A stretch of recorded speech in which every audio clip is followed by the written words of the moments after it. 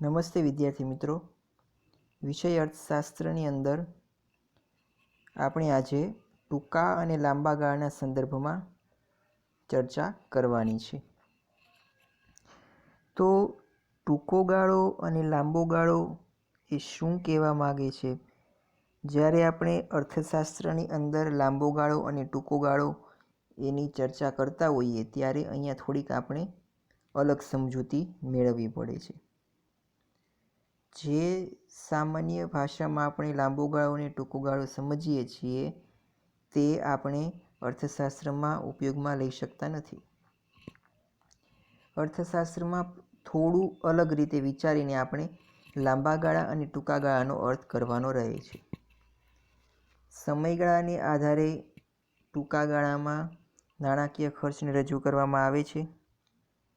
ઉત્પાદનના કેટલાક સાધનો એવા છે કે જેના પ્રમાણમાં સહેલાઈથી ફેરફાર કરી શકાય છે. તો ઉત્પાદનના જે સાધનો છે તેમાં ફેરફાર કરવાની શક્યતા એટલે કે ફેરફાર કરવાના અમુક નિશ્ચિત સમયગાળાની આધારે એ લાંબો ગાળો અને ટૂંકો ગાળો એ જોવામાં આવે છે. હવે જુઓ, ઘણા ઉત્પાદનના સાધનો એવા છે જેમાં લાંબા સમય સુધી એ કોઈ પણ જાતનો ફેરફાર કરી શકાતો નથી. જ્યારે અમુક ઉત્પાદનના સાધનો એવા છે જેમાં અમુક સમયને અંતરે ફેરફાર કરી શકાય છે. જેમ કે કર્મચારીઓ ઉત્પાદનનું મહત્ત્વનું સાધન છે, તેની અંદર ફેરફાર કરી શકાય છે. જ્યારે જમીન, મકાન, યંત્રો વગેરેમાં લાંબા સમય સુધી એ આપણે ફેરફાર કરી શકતા નથી. તો આ રીતે એ જે લાંબા ગાળાના સાધનો છે એટલે કે લાંબા સમય સુધી તમે ફેરફાર કરી શકતા નથી, આવા સાધનોને સ્થિર સાધનો કહેવાય છે. જ્યારે અમુક સાધનો કે જે ટૂંકા ગાળામાં તેમાં ફેરફાર કરવો શક્ય બને છે, આવા સાધનોને આપણે સ્થિર સાધનો અસ્થિર સાધનો કહીએ છીએ. જેમાં ટૂંકા ગાળામાં ફેરફાર કરવો શક્ય છે એવા સાધનોને અસ્થિર સાધનો કહીએ છીએ. અને સ્થિર સાધનો એવા સાધનો છે જેમાં લાંબા સમય સુધી એ તમે ફેરફાર કરી શકતા નથી, જેમ કે જમીન, મકાન એ સ્થિર સાધનો છે. જ્યારે કર્મચારીઓ, કાચો માલ વગેરે સાધનો એ અસ્થિર સાધનો છે. હવે આપણે ટૂંકા ગાળા અને લાંબા ગાળાની વાત કરવાની છે. તો જે સમયગાળા દરમિયાન એ માત્ર અસ્થિર સાધનોની અંદર જ ફેરફાર કરવો શક્ય હોય તેને આપણે ટૂંકો ગાળો કહીએ છીએ. બરાબર? જે સમયગાળા દરમિયાન માત્ર અસ્થિર સાધનો છે આપણા, એની અંદર ફેરફાર કરવો જ શક્ય હોય તેને આપણે ટૂંકો ગાળો કહીએ છીએ. જ્યારે લાંબો ગાળો એટલે કે સ્થિર અને અસ્થિર તમામ પ્રકારના સાધનોની અંદર ફેરફાર કરવો શક્ય હોય તેને આપણે લાંબો ગાળો કહીએ છીએ. જુઓ, ટૂંકો ગાળો એટલે શું? તો સમયનો ટૂંકો ગાળો એટલે એવો ગાળો કે જે ગાળા દરમિયાન પેઢીના કદમાં ફેરફાર કરી શકાતો નથી. કદમાં ફેરફાર કરવા માટે ઉત્પાદનના તમામ સાધનોમાં ફેરફાર કરવો પડે. કદમાં ફેરફાર કરી શકાતો નથી એટલે ઉત્પાદનના તમામ સાધનોના પ્રમાણમાં ફેરફાર કરી શકાતો નથી.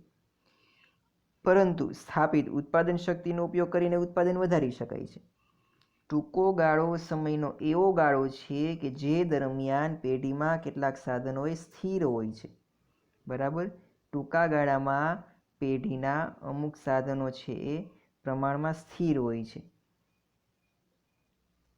પ્લાન્ટ, યંત્ર સામગ્રી, કારખાનાનું મકાન વગેરે.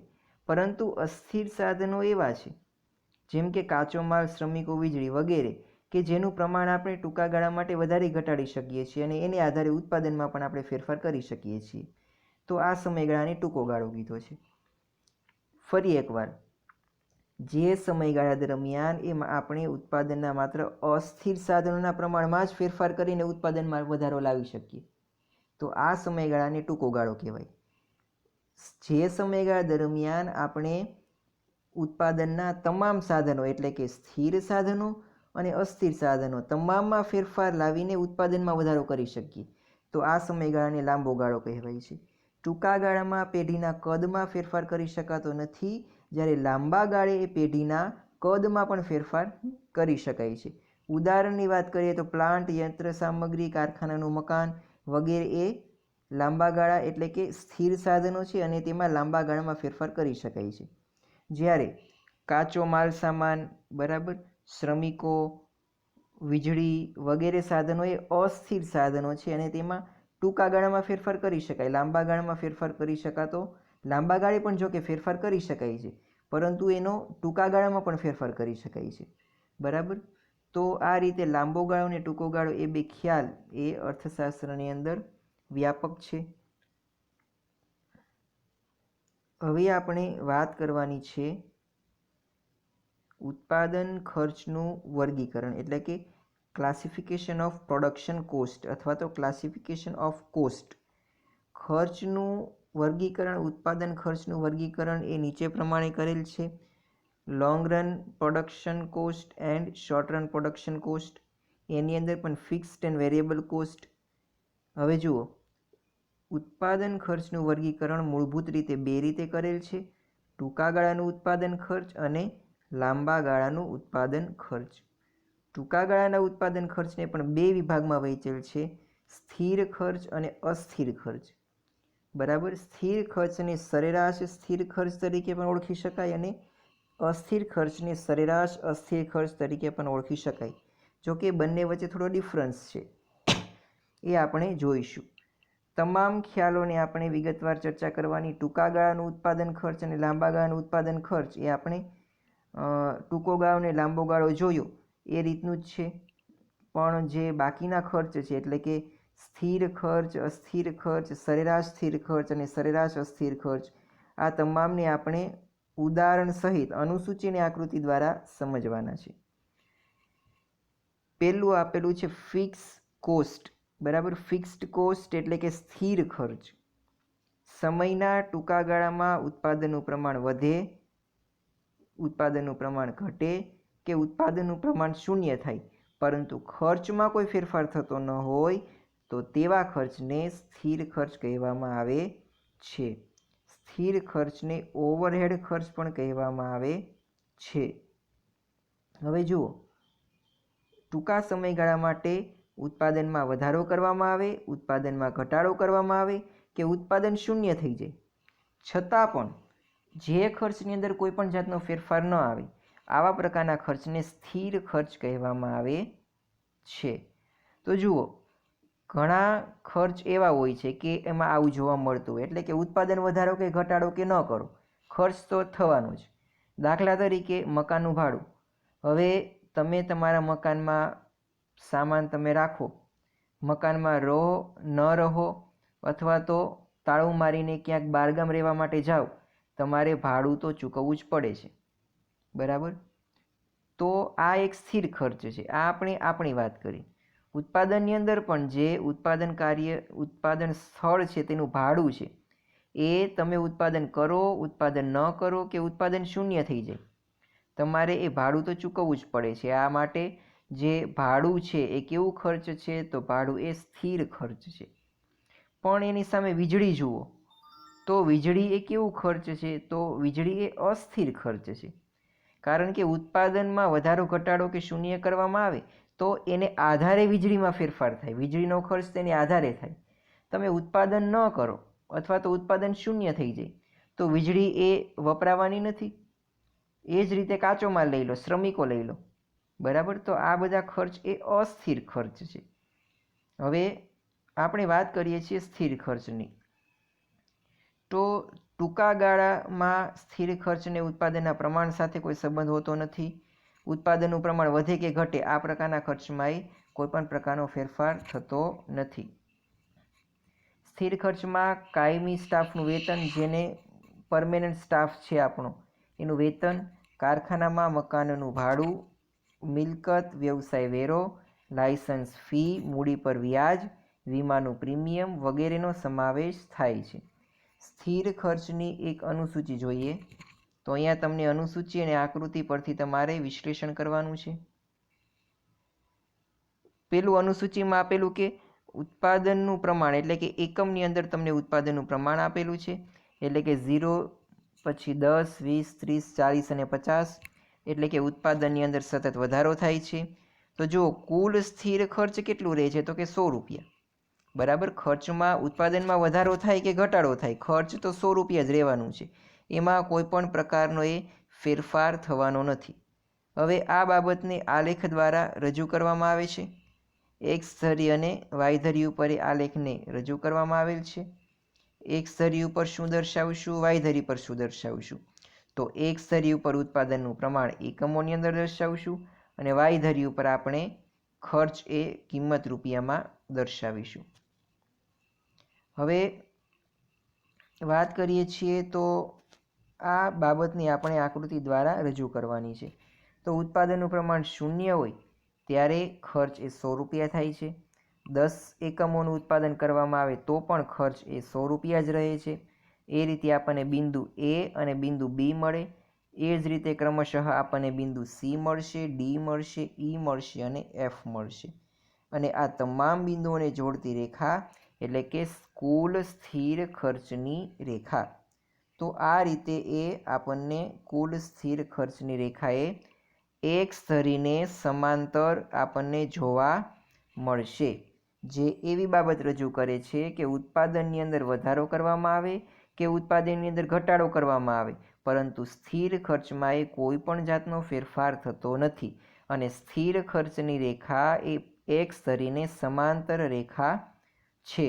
એટલે કે ઉત્પાદનનું પ્રમાણ, ઉત્પાદનના એકમો એ 10 એકમોમાંથી 20 એકમો કરવામાં આવે, 20 એકમોમાંથી 30 એકમો કરવામાં આવે તો પણ કુલ ખર્ચની અંદર, કુલ સ્થિર ખર્ચની અંદર કોઈ પણ જાતનો ફેરફાર થતો નથી. કુલ સ્થિર ખર્ચ એ બદલાતું નથી. આ વિગત તમારે અહીંયા લખવાની છે. હવે વાત કરીએ છીએ અસ્થિર ખર્ચની. જે ખર્ચ એ ઉત્પાદન વધતા વધે છે, જે ખર્ચ એ ઉત્પાદન ઘટતા ઘટે છે, જે ખર્ચ એ ઉત્પાદનને શૂન્ય કરવામાં આવે તો શૂન્ય થાય છે, આ પ્રકારના ખર્ચને એ અસ્થિર ખર્ચ કહેવામાં આવે છે. ઉત્પાદનમાં વધારો કરવામાં આવે તો આ પ્રકારના ખર્ચમાં પણ વધારો થશે, ઉત્પાદનમાં ઘટાડો કરવામાં આવે તો આ પ્રકારના ખર્ચમાં પણ ઘટાડો થશે અને ઉત્પાદન એ સ્થિર હોય અથવા તો શૂન્ય થઈ જાય તો ખર્ચ પણ સ્થિર અથવા તો શૂન્ય થતું જોવા મળે છે. આ પ્રકારના ખર્ચને આપણે અસ્થિર ખર્ચ તરીકે ઓળખીએ છીએ. જ્યારે ઉત્પાદનનું એકમ કે પેઢી ઉત્પાદનના અસ્થિર સાધનો પર જે ખર્ચ કરે છે તેને અસ્થિર ખર્ચ કહે છે. બરાબર?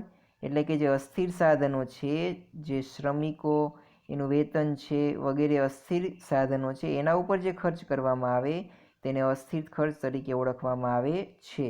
ઉત્પાદન વધતા આ પ્રકારનું ખર્ચ એ વધે છે, ઉત્પાદન ઘટતા ઘટે છે અને ઉત્પાદન શૂન્ય થાય તો આ પ્રકારનું ખર્ચ પણ શૂન્ય થાય છે. અસ્થિર ખર્ચને અસ્થાયી, પ્રત્યક્ષ અથવા તો મુખ્ય ખર્ચ પણ કહેવામાં આવે છે. આ ખર્ચને ઉત્પાદનના પ્રમાણ સાથે સીધો સંબંધ છે. અસ્થિર ખર્ચના ઉદાહરણો આપેલા તો કે કાચા માલની કિંમત, બળતણનો ખર્ચ, વીજળીનું બિલ, વાહન વ્યવહારનો ખર્ચ, શ્રમિકોનું વેતન, ઉત્પાદન વેચાણ ઉપરના વેરાઓ વગેરેનો સમાવેશ થાય. હવે જો કાચા માલની કિંમત, તો હવે કાચો માલ તમે ઉત્પાદન વધારો તો કાચો માલ તમારે વધારે જોઈશે એટલે એ પણ તમારે એના પાછળ પણ ખર્ચ કરવું પડશે. બળતણની વાત કરીએ તો તમે ઉત્પાદન વધારો તો તમારે વધારે બળતણની જરૂરિયાત રહેશે, તેથી તેની પાછળ પણ ખર્ચ કરવું પડશે. એવું જ વીજળી બિલમાં જોવા મળે છે. એવું જ ઉત્પાદનના પ્રમાણમાં એટલે કે વાહન વ્યવહાર ખર્ચ, શ્રમિકોનું વેતન, ઉત્પાદન વેચાણ વગેરે તમામમાં એ જોવા મળે છે. તો આ રીતે આ પ્રકારના જે ખર્ચાઓ છે એ અસ્થિર પ્રકારના ખર્ચાઓ છે, જે ઉત્પાદનના ફેરફાર થવાની સાથે તેમાં ફેરફાર થાય છે. હવે સ્થિર ખર્ચ અને અસ્થિર ખર્ચ વચ્ચેનો તફાવત એ માત્ર સમયના ટૂંકા ગાળામાં જ શક્ય છે. લાંબી ગાળે તમામ પ્રકારના ખર્ચાઓ અસ્થિર બની જાય છે. બરાબર? એનું કારણ શું છે? કારણ કે ટૂંકા ગાળાની અંદર આપણે માત્ર અસ્થિર સાધનોમાં ફેરફાર કરી શકીએ અને લાંબી ગાળે આપણે તમામ પ્રકારના સાધનોમાં ફેરફાર કરવો પડે. આથી આપણે તમામ પ્રકારના ખર્ચાઓ છે એ સ્થિર રહેતા નથી, પરંતુ તમામ ખર્ચાઓ અસ્થિર, તમામ સાધનો અસ્થિર બની જાય અને તેને કારણે તમામ ખર્ચાઓ છે એ પણ આપણા અસ્થિર બની જાય છે. બરાબર? તો આ રીતે જે સ્થિર ખર્ચ અને અસ્થિર ખર્ચ વચ્ચેનો જે ભેદ છે એ માત્ર ને માત્ર ટૂંકા ગાળા માટે જ શક્ય છે. લાંબે ગાળે માટે તમામ ખર્ચાઓ એ અસ્થિર ખર્ચાઓ બની જતા હોય છે. અહીંયા પણ તમને સરસ મજાની અનુસૂચિ આપવામાં આવી છે, તેના ઉપરથી તમારે આકૃતિ દોરવાની છે. તો ઉત્પાદનનું પ્રમાણ એ એકમોમાં તમને 0 માંથી 10 એકમો, 10 એકમોમાંથી 20 એકમો, 20 એકમોમાંથી 30 એકમો, 30 એકમોમાંથી 40, 40માંથી 50 એ રીતે આપેલું છે.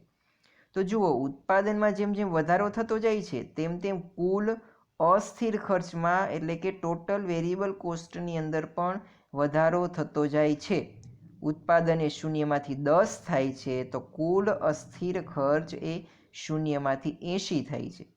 એ જ રીતે ઉત્પાદન એ 10 એકમો હજી પણ વધારવામાં આવે એટલે કે 20 એકમો કરવામાં આવે તો અસ્થિર ખર્ચ 80માંથી 150 એટલે કે તેમાં પણ વધારો થાય. ઉત્પાદનના એકમોની અંદર વધારો કરવામાં આવે તો કુલ અસ્થિર ખર્ચની અંદર પણ વધારો જોવા મળે છે.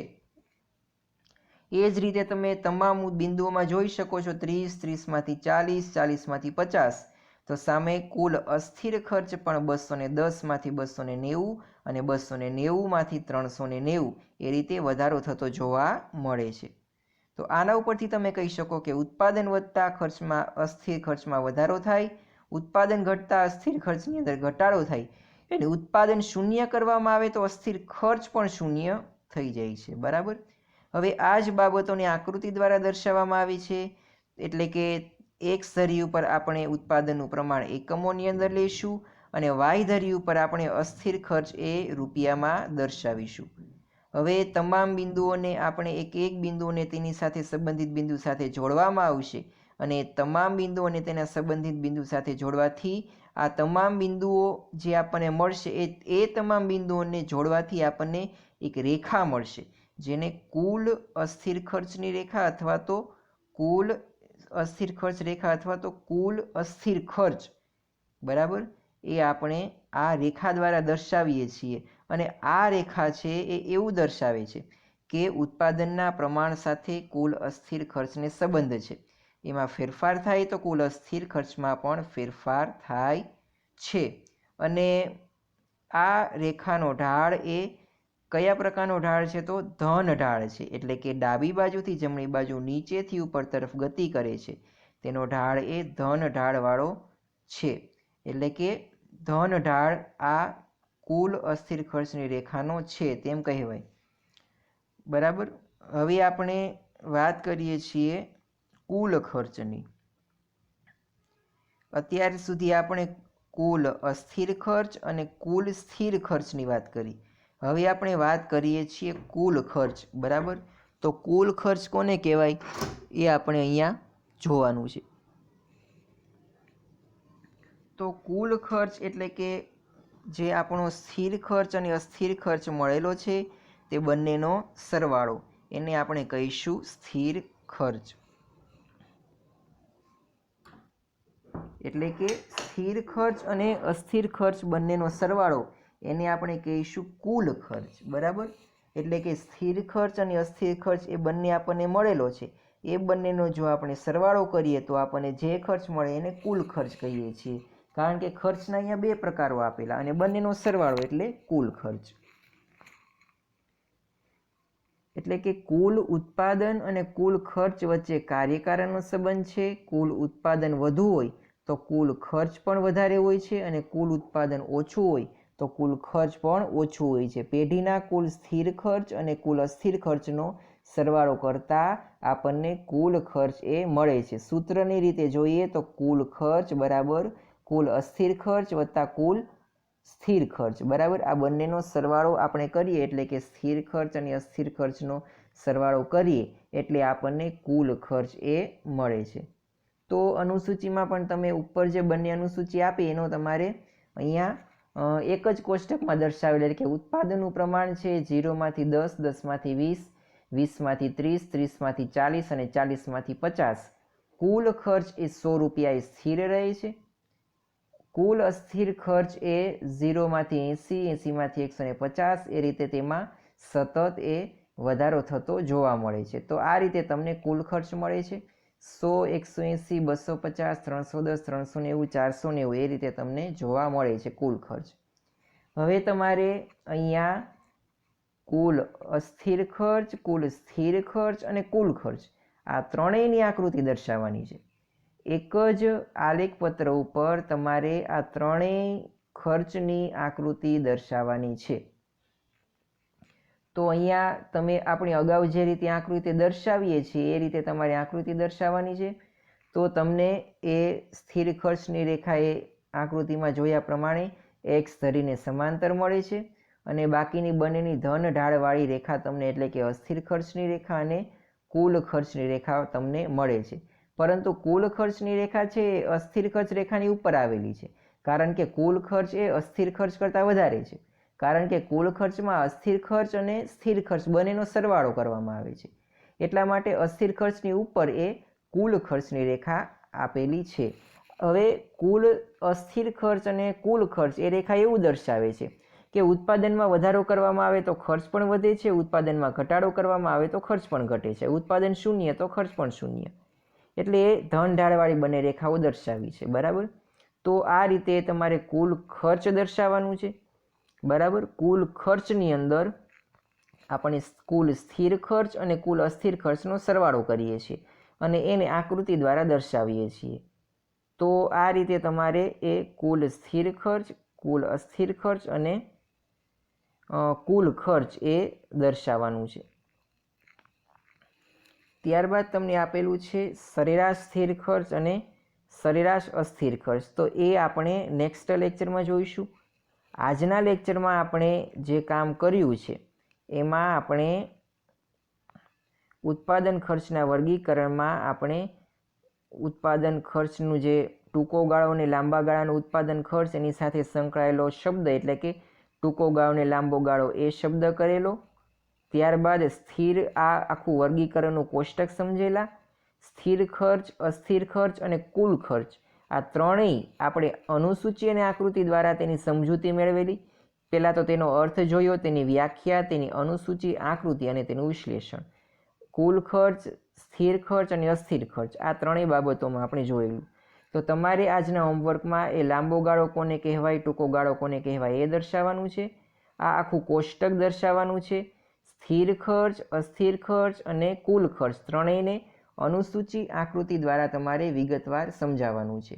હવે આપણે જ્યારે નેક્સ્ટ લેક્ચરમાં મળીશું ત્યારે આગળના મુદ્દાની ચર્ચા કરીશું અને ત્યારબાદ આપણે આ યુનિટને પૂરું કરીશું. તો હવે આપણે